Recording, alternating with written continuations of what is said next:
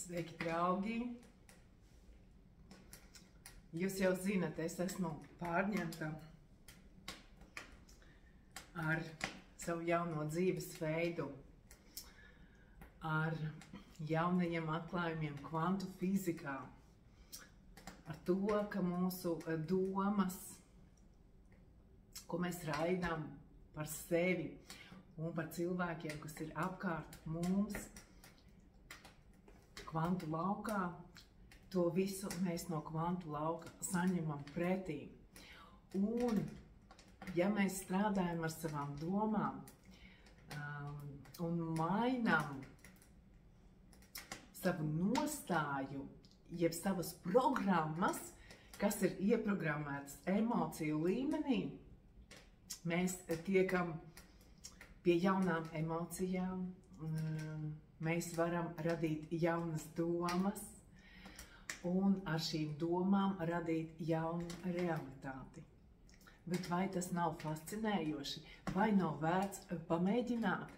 Un jo vairāk es par to domāju, jo, protams, attiecīgā informācija un cilvēki manā laukā pievelkās man, ja es pievelkos viņam, tas ir tik magnētiski, kas esi tu pats, tam līdzīgs arī tev pievelkās.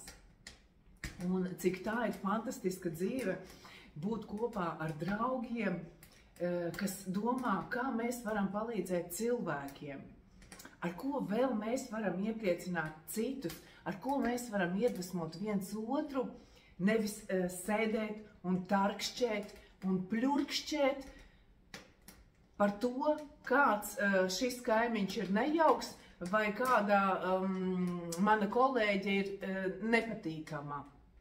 Jebkāds šim garām gājējam ir nesmugs apģērbs mugurā. Saprotiet, par ko ir runa. Kur ir mūsu uzmanība, tur ir mūsu enerģija.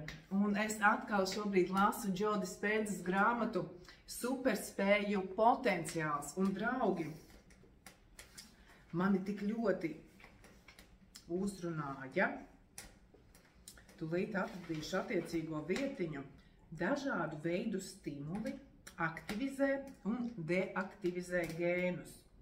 Mēs aktivizējam no pieredzes atkarīgos gēnus, piemēram, darot jaunas lietas vai apgūstot jaunu informāciju.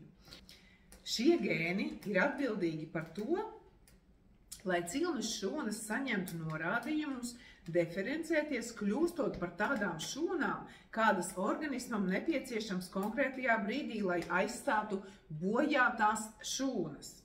Mēs aktivizējam no uzvedības atkarīgos gēnus, atrodoties spēcīgā stresa vai uzbudinājuma stāvoklī, vai arī izmainītā apziņas stāvoklī, piemēram, sapņojot.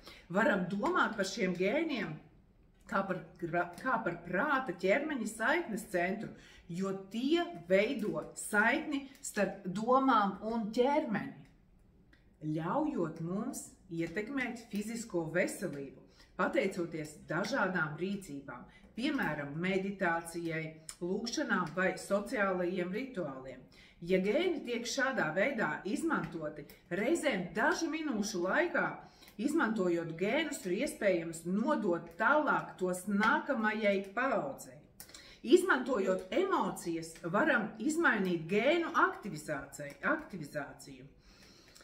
Dažu gēnu ieslēgšanu, bet citu izslēgšanu, jo nosūtat jaunu ķīmisko signālu savam DNS, kura tad dod gēniem norādījumus ražot dažādas olbaltumvielas, to aktivizējot vai deaktivizējot, lai ražotu visdažādākos būķieģelīšus, kuri var izmantot organisma struktūru vai funkcijas.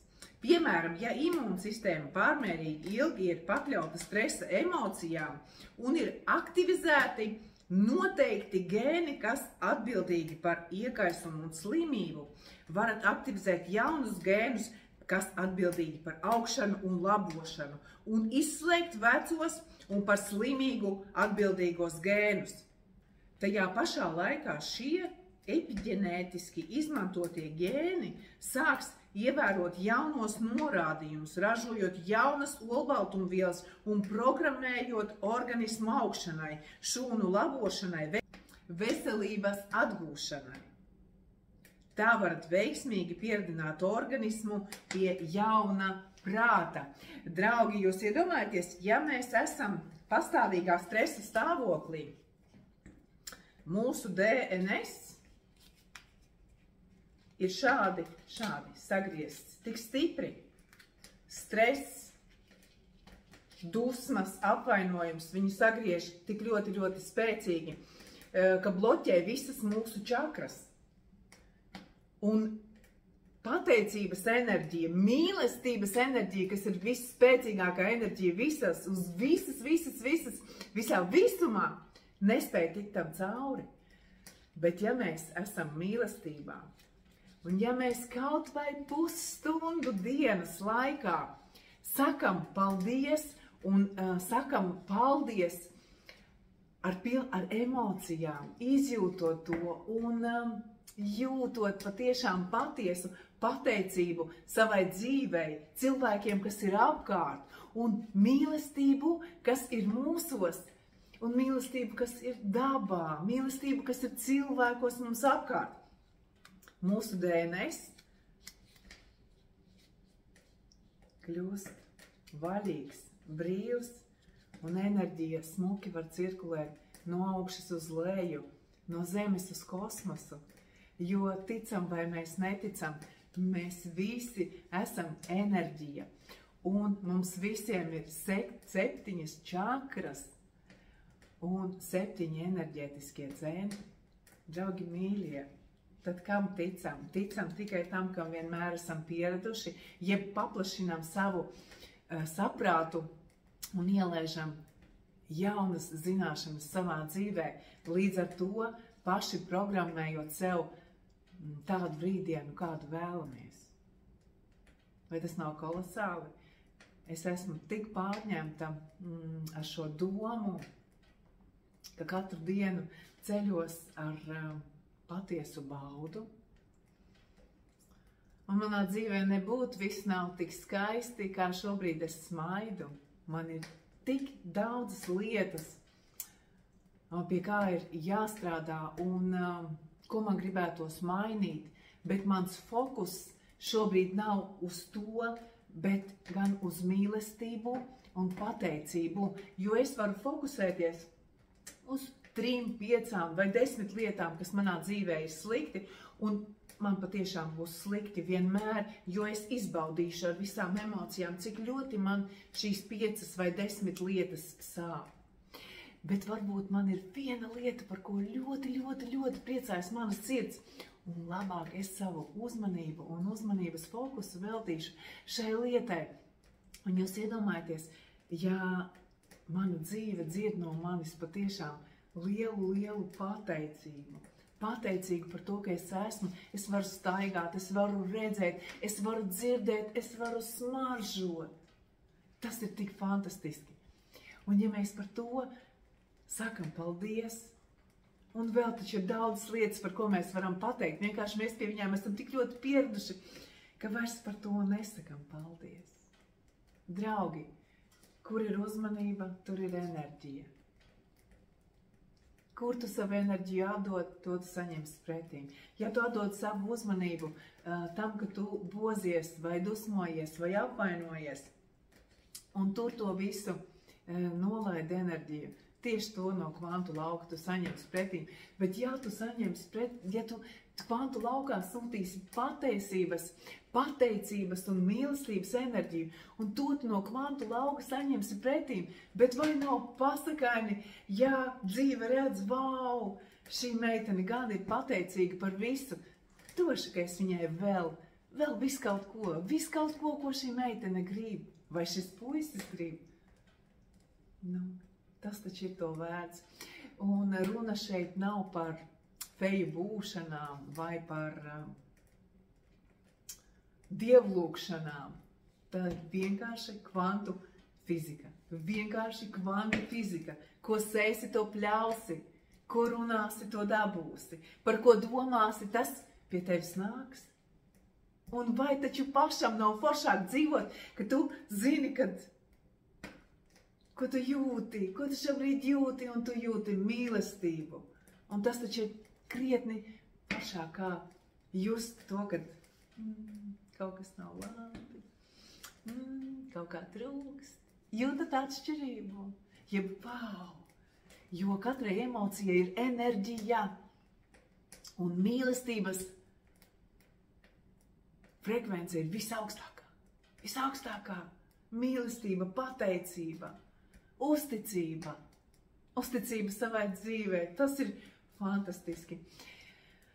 Draugi mīļie, padalījos ar to, kas bija uz sirds, un tik ļoti man gribējās, jo taisni braucu vilcienā un lasīju Joe Dispenzu, un kamēr nācu mājās uz austiņām, klausījos Dispenzas lekciju. Draugi, tas ir kolosāli, un šobrīd ir tik daudz cilvēki, kas jau možās un kas runā par to.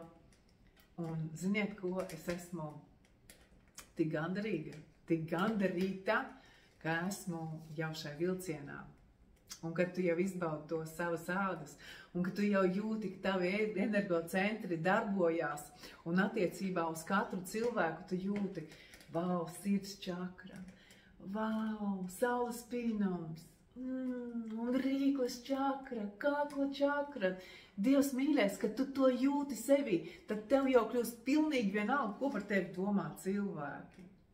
Jo tu zini, tava sirds, tava dvēsele tevi ved, un viņa noteikti tevi aizvedīs tieši tur, kur tev ir jābūt. Tieši tavā vietā, tavā dzīvē. Paldies, ka bijāt ar mani, paldies, ka noklausījāties līdz galam. Un meklējiet bibliotēkās.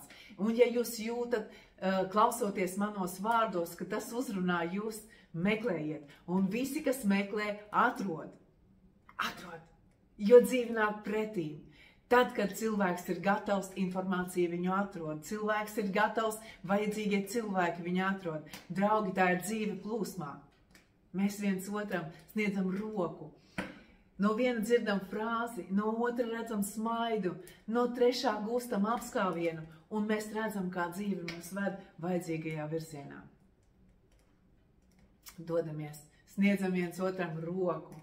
Un laižam kvantu laukā patiešām bez nosacījuma mīlestību. Lai kolosāla diena, vakars vai rīts, jebkas, kurā laikā jūs noklausīsieties šo video, lai smaids uz lūpām un klausieties mani ar sirdi, jo sirds nekad nevienu nepieviet. Un ejam virzienā, kur mūs ved mūsu sirds. Atā! Līdz nākošai reizei.